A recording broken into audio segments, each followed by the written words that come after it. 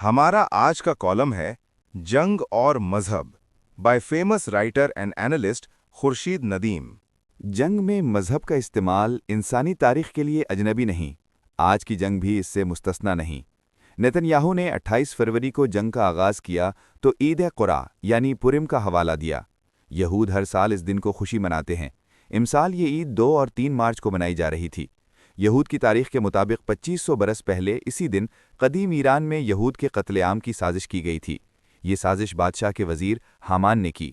यहूदी मलिका आस्तर और उसके चचा मर्दखाई ने मिलकर इस साजिश को नाकाम बनाया। नेतन्याहू ने जदीद ईरान के साथ जंग को अपनी तारीख के साथ जोड़ते हुए इसे मजहबी रंग दिया। नेतन्याहू ने ईरान और हम्मास को अमालीक की मिसल करार दिया। ये भी मजहबी हवाला है। अमालीक वो कौम है जिसने मिस्र से खुरूज के बाद इसराइलियों पर हमला किया। उनके साथ यहूद का झगड़ा तादेर चलता रहा।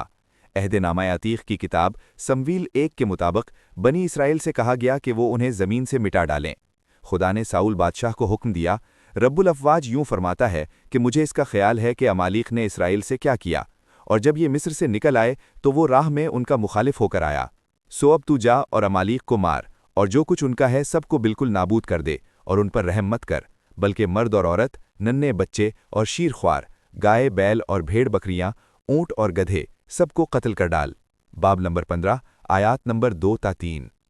गोया नेतन्याहू के नज़दीक ईरानियों और हम्मास को मारना उनकी मजहबी जिम्मेदारी है। सदर ट्रंप की क़यादत में अमेरिकी भी पीछे नहीं रहे। उन्होंने भी मजहब को खूब इस्तेमाल किया। 5 मार्च को ओवल ऑफिस में एक ख़ास ग्रोह से ताल्लुक़ रखने वाले मसीही रहनुमा जमा हुए। उन्होंने सदर ट्रंप के हक़ में दुआ की कि खुदा उन पर अपना साया करे और वो फतह से हमकिनार हों। अमेरिकी वज़ीर दिफा पीट हेगिस्त तो खुल्लम खुल्ला इस जंग को मजहबी समझते हैं। उन्होंने तो अपने जिस्म पर टैटू भी खुदवा रखा है। ये हरकत कोई मजहबी जुनूनी ही कर सकता है। यही नहीं, अस्करी मजहबी आज़ादी फाउंडेशन के मुताबिक मशरिक़ वस्ता में अमेरिकी फ़ौजियों की तरफ से 110 से ज़्यादा ऐसी शिकायतें मौसूल हुईं जिनके मुताबिक फ़ौज के आला अहदेदारों ने उनसे ये कहा कि वो एक खुदाई जंग लड़ रहे हैं। सदर ट्रंप हज़रत मसीह की तरफ से इस पर मामूर हैं कि वो ईरान के ख़िलाफ़ ऐलान जंग करें और आर्मी ड्रोन के लिए फ़िज़ा तैयार करें ताकि मसीह की आमद-ए-सानी हो।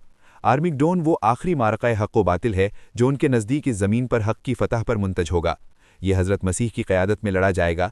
ये फ़लस्तीन की सरज़मीन पर बर्पा होगा और इसमें 3 अरब के करीब इंसान मार दिए जाएंगे। यरूशलेम से 200 मील तक इतना लहू बहेगा कि ये घोड़ों की बागों के जा पहुँचेगा और वादी इंसानों और जानवरों के खून से भर जाएगी। ईरान भी ये जंग मजहबी जज्बे के साथ लड़ रहा है। इसनाशरी शिया भी अपने 12वें इमाम मेहदी के इंतज़ार में हैं जो कुर्ब क़यामत में तशरीफ़ लाएंगे। इससे पहले ज़मीन फ़साद से भर जाएगी, फिर इमाम की क़यादत में दुनिया में हक़ की हुकूमत कायम होगी और हर तरफ इंसाफ का दौर दौरा होगा। इनके नज़दीक इसके लिए फ़िज़ा तैयार हो रही है। दुनिया उसी आखिरी मार्के की तरफ बढ़ रही है। मौजूदा हुकूमत ने ईरानी कौमियत और इंतज़ार मेहदी के तसव्वुरात को यकजान कर दिया है। इस बाब में ईरानी कौम यकसू है कि वो एक मजहबी जंग लड़ रही है। ये मार्का ही नहीं, इसकी हर जंग मजहबी है, चाहे वो सद्दाम हुसैन के खिलाफ ही क्यों न हो। गोया तमाम फरीक हस्बे तौफीक इस मार्के को एक मजहबी रंग दे रहे हैं। तीनों इब्राहीमी अदियान में एक मसीहा का तसव्वुर मौजूद है जो इस ज़मीनी हयात के इख्तिताम पर नमूदार होगा। वो खुदा की बादशाही कायम करेगा। सबको उसी का इंतज़ार है। इस तसव्वुर को मानने वाले अपने हर मार्के को उसी तरह पेश करते और उसी जज्बे के साथ लड़ते हैं। सबको एक मसीहा का इंतज़ार है, अगरचे किसी के पास मुंतज़िर की आमद का कोई हतमी प्रोग्राम मौजूद नहीं। सब निशानियां बयान करते हैं लेकिन कोई ये नहीं बता सकता कि वो फ़लाँ तारीख़ को तशरीफ़ लाएंगे। इसी तरह इस शख्सियत के बारे में भी सब यक ज़बान नहीं कि वो कैसी होगी।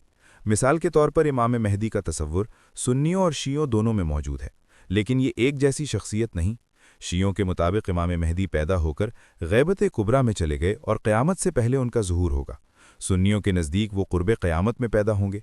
इसी तरह मौलाना मौदूदी का तसव्वुर मेहदी शिया सुन्नी उलमा दोनों से मुख्तलिफ है।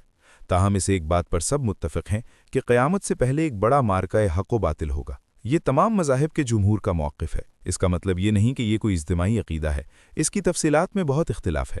मिसाल के तौर पर मसीहियों का एक तबका जिन्हें मसीही सह्यूनी कहा जाता है, वो इस मार्के को आर्मी गेडॉन करार दे रहे हैं, लेकिन कैथोलिक्स इसके मुखालिफ हैं।